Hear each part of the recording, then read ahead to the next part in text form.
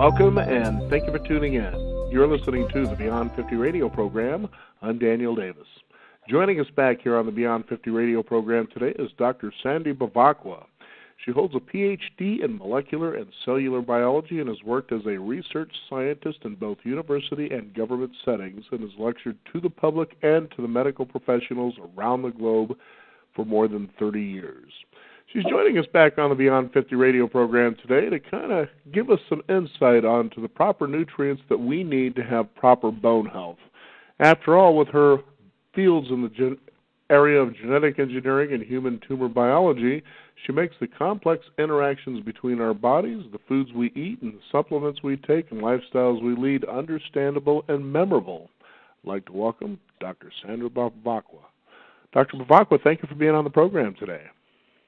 Thank you for having me, Daniel. It's great to be back. Now, I understand that you had quite a trip recently. Which one? I was just told by the producer something about the Sea of Cortez. Oh, yes. That could certainly take someone's health and throw it into the galactic stratosphere, couldn't it? Yes. So let's talk about the idea of disease and how we stop this. What do we need to focus on here? Well, when we're talking about disease, there's a number of things that need to be taken care of. We need to make sure that our own body is receiving everything that it needs to be able to heal or correct any problems that are going on. So what I see is that a lot of people are moving into a state of inflammation, and they're not able. Their body is not able to repair tissue. And when our tissue is breaking down more rapidly than it's repairing, we call that aging. And that's something that we definitely want to avoid, or most of us do. Absolutely. Now, what specific nutrients do we need? Well, what you need and what I need might differ tremendously on our unique chemical signature. What is it now? How were you exposed? What have you been exposed to? What chemicals have you been exposed to? What genetics are you dealing with? What is it? What tissues need to be repaired in your body? And that may be very different than what's going on in my body. So there's differences from one person to the next. But the basics are, yes, we need to constantly replace our protein and fats, and we need to have a certain amount of carbohydrates, and we need, the basic vitamins that we know of, the minerals. In fact, the word vitamin came from the term vital minerals, meaning molecules that were in foods that we needed to have in order to stay healthy. So all that being said, what a person actually needs is what their body needs. And your experiences, what you've been exposed to, what foods you've eaten, so your nutrient storage are going to be very different from mine.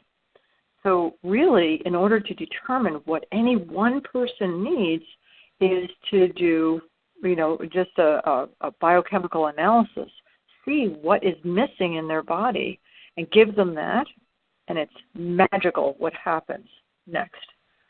If your body gets what it needs, then it can repair tissues. Our bodies, these bodies are amazing. They are self-repairing systems. And all you have to do is give them what they need.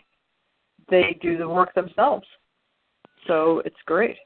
Now, it's interesting when you talk earlier because you said, it isn't just a matter of what nutrients do we need, but are we taking them in or absorbing them correctly? That seems to be one of the areas that you don't hear a lot of people talking about. Absolutely, that's essential. The digestion of nutrition is a really big deal, especially as we get older. If we're in the our 50s and older, let's say, and this is Beyond 50 radio. So, for in our 50s and older, our GI systems are not working as well as they did when we were kids. So we don't necessarily, and some people are doing better than others, Sometimes we have a hard time producing certain enzymes, or we're not producing the right amount of stomach acid. And one of the signs that a person would have, if that were happening in them, is they might have like a silent GERD or reflux problems. In order to get the top of the stomach to close off properly and hold that stomach acid down in the stomach, we need to have a pH of 4.0 or lower, and it's kind of like flipping a light switch. Once that switch is flipped, then the top of the stomach will close down, and you don't have the regurgitation of stomach acid. So what a lot of people do is they'll use proton pump inhibitors to stop that acid coming up into the esophagus and up to the throat. And that's why some people will have like mucus in the throat, or they'll have maybe a gruff voice, or they are having pain. It can cause almost a heart attack pain, and it can develop into a hiatal hernia. So the problem, the production of stomach acid, and if someone has that problem, they can't digest a lot of their, especially the denser foods, very well, like meats and beans, nuts and seeds. These sorts of foods are going to be tougher to digest, and so that means they don't get the nutrition that they think they might be getting. So there's an issue there, and that is easily assisted by helping the stomach recover the ability to make that the proper amount of acid, so that it doesn't regurgitate anymore. So is that a situation where somebody actually feels sort of a gnawing kind of a pain going on there, or what actually happens where people know that that's what's going on? It might be a constant gnawing sort of a pain for some people. Sometimes it's more of a person waking up with a sore throat, or waking up with mucus in their throat, because mucus is a sign of irritation. Or they may notice that their voice has gotten rougher as they've gotten older. Or they may notice, it may be actually very painful. They may get ulcerated at the base of the esophagus. It's different for different people. And what's interesting is that one person might have the tiniest bit of irritation and have terrible pain, whereas another person can have monster ulcers and really serious damage being done and has essentially no pain. It's silent. Wow, that's pretty scary when you think about it. Yeah, so, but the digestion problems underlying, if a person has this issue, there could be digestion problems, but there's definitely going to be digestion problems if a person is using a proton pump inhibitor. If they're shutting down their acid production, what's happening is they can't digest a lot of their food. They're not getting the minerals and a lot of major nutrients that they need to be able to repair their cells. So people using proton pump inhibitors tend to age more rapidly. Now, I want to kind of touch on that a bit. Now, what causes a person to get to that state, that condition? Is there a particular lifestyle, a way that they're eating that causes this? And if so, how do they go about reversing it rather than using, like you were saying, proton pump inhibitors? Well, I'm going to stretch out on a limb here and say what I've noticed is that people that tend to take in a lot of processed foods, breads, anything made with flour, the foods that tend to grow certain types of flora in the body or imbalance our normal flora, those people are going to have a harder time digesting fibrous foods, and they're eating foods that are not fibrous. They're eating the foods that are, the fast food or whatever, the food that is easier to get a hold of, less fibrous. And what's going to happen is, I think that it has to do with an imbalance of flora. That's the underlying issue. And how would we take care of that? We have to have live food in the body. Live food is what really keeps us very healthy. Especially in people that are always eating cooked food, highly processed and cooked food.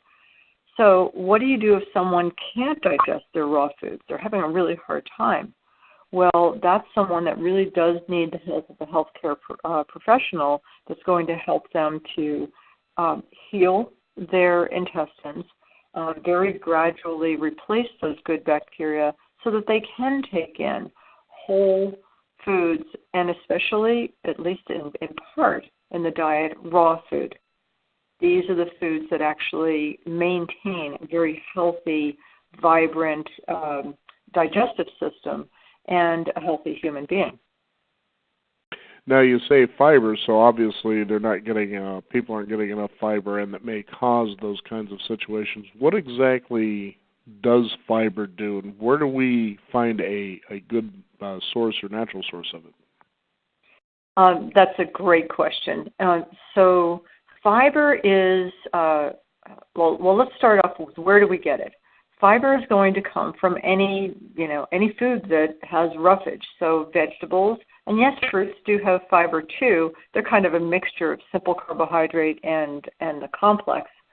But vegetables are a great source of fiber. Nuts, seeds, legumes, these are all sources of fiber. And we can always get, nowadays, we can get lots of different sources of fiber that is easily taken in. There's like rice bran is now available, stabilized rice bran, which is good for even the most sensitive gut. It's very, very soothing and yet can bring in that fiber. But any fruit or vegetable that has a meat to it or a flesh to it, like a winter squash or pear or apple, that has a lot of both insoluble and soluble fiber in it.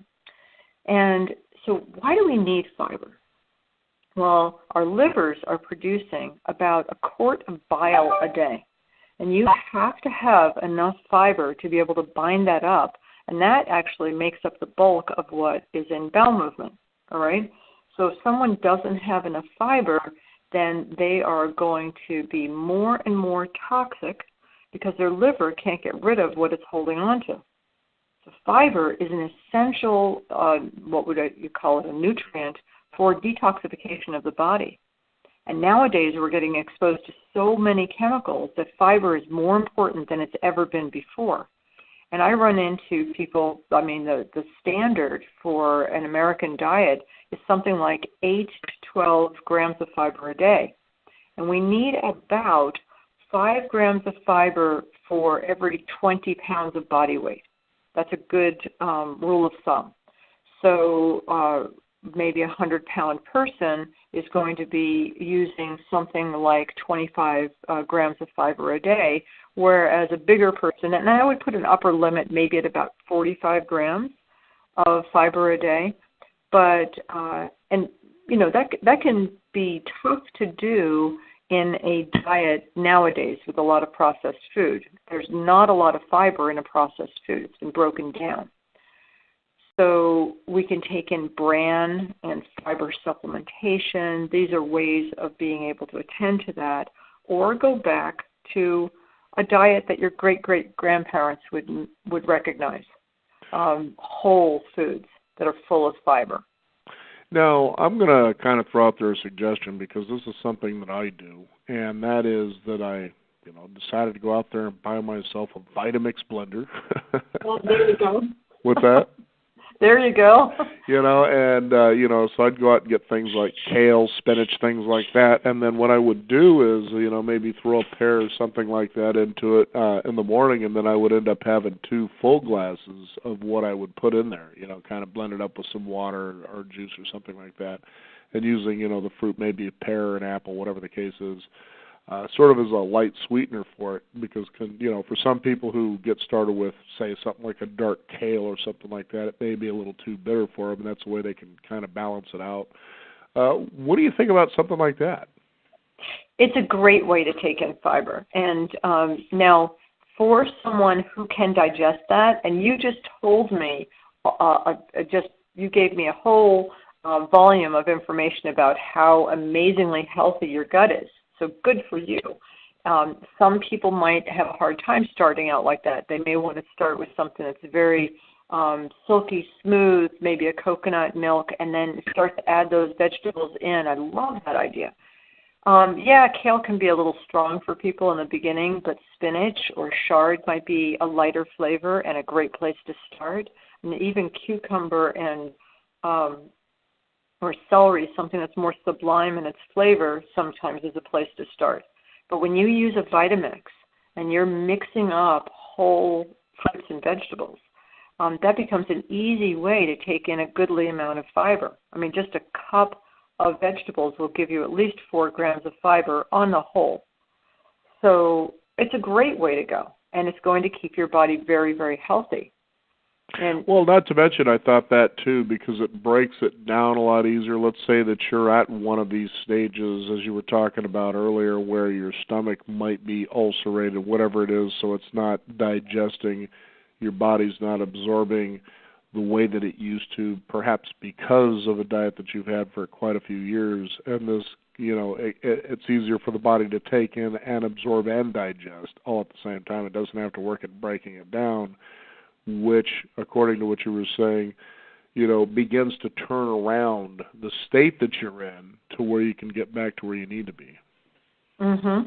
That's exactly right. And there's not just fiber in those wonderful vegetables, those greens that you're taking in. Those greens are full of all kinds of minerals that are absolutely necessary for us to detox as well.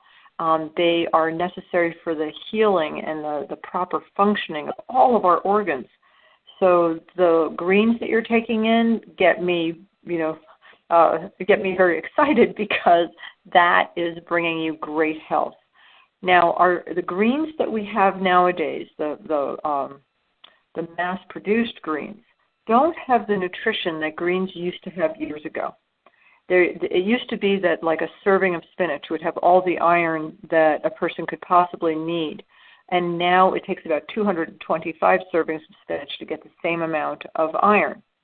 Now, as we get older, we might not want a lot of iron, but we do want a lot of the other nutrients that are needed, and yet it takes more.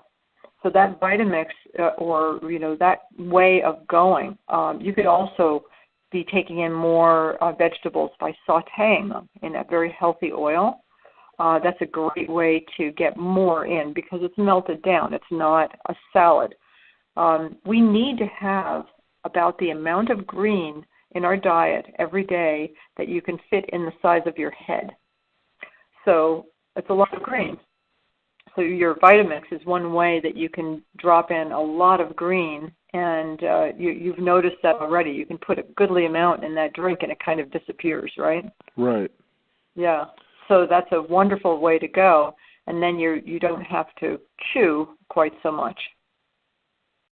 Now, back to bone health then. It's interesting how you tend to hear a message out there about, for bone health, you need calcium. So to get calcium, you need to drink a lot more milk, because there's a lot of calcium in milk. Let's talk about that for a bit.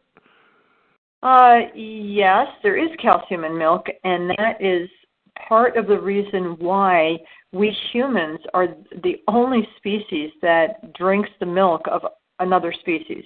I mean, if you think about it, it's a little bit weird. Why would you do that? Right? But we do it because we are craving the calcium. Humans, as a species, need a lot more calcium than most other species. It's interesting. We do burn a lot of calcium and magnesium and boron and all kinds of minerals. So, and milk is a place that people can get calcium. However, nowadays, of course, most dairy products are pasteurized, so the milk is highly cooked, and that calcium is not as available as you would think, number one. Number two, cow milk in particular can be very, very irritating and inflammatory in people's systems. In fact, cow dairy is the number one inflammatory food for the gut. So a lot of irritable bowel and colitis and issues like this can really be helped tremendously, if not completely cleared up, by removing all bovine dairy foods out of the diet. So, and not only that, the pain in the joints is the number one symptom that people tell me goes away when they give up cow dairy foods. So yes, we need calcium. Where are we going to get it from? Well, what you're doing, greens. You put greens into that smoothie, and you're getting plenty of minerals. And of course, there's supplementation for people that can't take in more. But I'll mention another food, and this is a great food. It's much higher, much denser calcium than any dairy food, than any green whatsoever. And do you already know what I'm going to say? No. Sesame seeds. Wow. Sesame seeds are amazingly dense in calcium and magnesium and lots of minerals. And even if someone has a very sensitive gut, they can take in sesame seed butter. And sesame seed butter comes in many different brands, many different forms. Some is a little bit bitter, but if you buy it in a glass jar, it tends to be sweeter. So there's some brands are sweeter than others. And it also can be mixed half and half with another seed butter, like a sunflower seed butter or a nut butter, if you do have one that's a little bit more bitter, or adding something to it, like throwing it into a dressing or into like that Vitamix smoothie that you've got, and you just got a monster dose of the minerals that we need for our bones. Wow, that's amazing.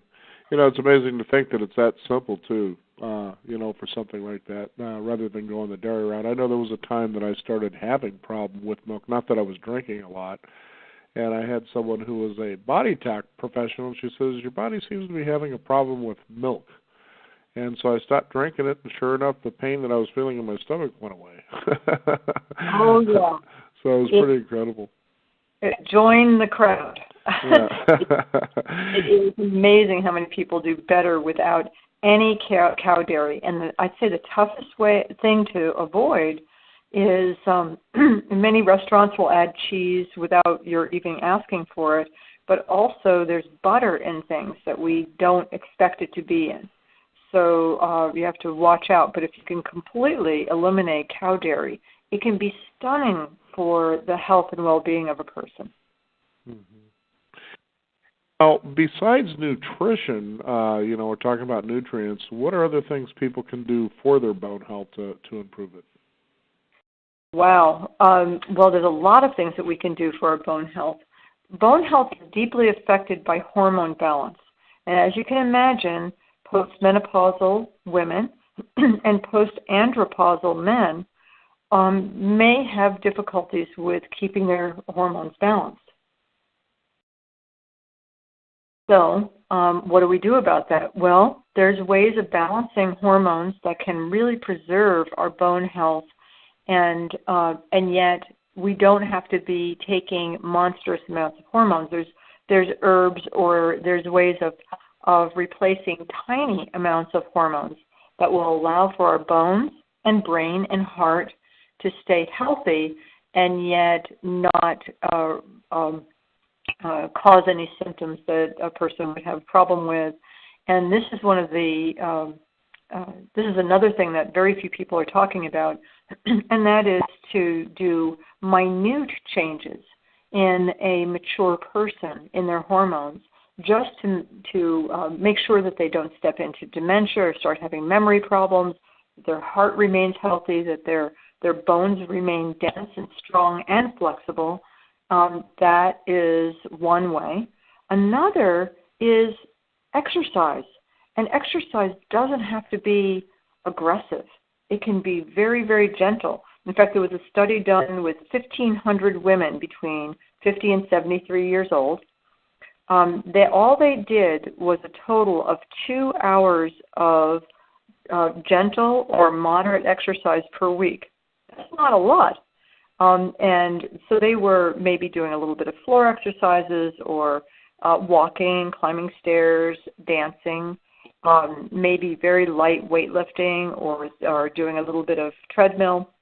And those women had a 3.5% increase in bone density without any supplementation, without even doing anything with their protein, with any of the nutrients needed for the bone, or increasing their minerals. And that's an astounding. It may not sound like 3.5 is a lot, but the medications that are being used, if you can get a 1% increase in bone density with those medications, that's really good. So that's 3.5 times the amount that can be done with a medication. You know, and it's funny because a lot of people like to go that route because it seems like it's allegedly quick and easy, but actually, you know, it took you some time to get to the point that you're at, and, you know, quick and easy may not be the solution, correct? That's exactly right. And nowadays, it's true that a lot of people do use what's called the bisphosphonate medication, but it is those medications are associated with a problem called bisphosphojaw, or basically a degradation of bone after you use them for about 5 years. And so there's this connection that was discovered between the bisphosphonate, like the Fosamax and those sorts of, and there's class action suits against these companies now for this. But in the Journal of Oral and Maxillofacial Surgeons, they showed, that was the first journal to show that the Fosamax is causing osteonecrosis of the jaw. And but now they've associated it with Actonel and Boniva and Bonifos and all these different medications, Scalid, Aredia, and Zometa. These are medications that basically decay wherever there's a capillary bed, and that can cause infections, especially in the jaw. And a person doesn't know that it's going on until they have a dentist look at the tooth, and then maybe the tooth gets pulled, and what's underneath there is a disaster. And it only happens after they've been using the medication for about 5 years, 60 months. And the good news is that there's very little compliance with these medications because they do cause a lot of gut problems. So most people stop using the medication before they run into these problems. Wow. Well, what about somebody who's at midlife or beyond? Are these things reversible, or even something where you can build on, you know, to make things better for yourself? Oh, sure. I mean, I've been working with people in their, 60s, 70s, and 80s that inside of 4 months they reverse their DEXA scans, so they're getting their bone density back. And, I mentioned last time, the most important piece is making sure their digestion is working well, so they're getting enough protein, so they get a great foundation to their bones. And once that foundation is coming up, it's very easy. It doesn't take as much mineral as you would think. Once you have a great foundation to that bone, the bone strength and density comes back fairly easily. Amazing. Is there a way people can find out about your work and what they can do to move forward on what we've been talking about here today? Of course. You can always visit the office website. It's wish4life.com, Wish for Life. And you're very welcome to contact us. In fact, I've made it so that a small amount of time each month I put aside for free consultation, very short little consultations for people that have questions and want to know a little bit more about their health and well-being. Mm-hmm. So happy to help in that way. And, feel free to contact the office. I'm here for you. Very good. Dr. Bevacqua, thank you for joining us here on the Beyond 50 radio program today. Thank you so much for having me, Daniel. Take care. Thank you. We want to thank you, the listeners out there, for tuning in. You can discover more. Visit us at beyond50radio.com. That is the number 50. We do encourage you to sign up for our weekly e-newsletter and keep up to date with what's going on in the world of Beyond 50 as well as our upcoming shows. I'm Daniel Davis. Thank you for tuning in. This is the Beyond 50 radio program, and remember, live your day past halfway.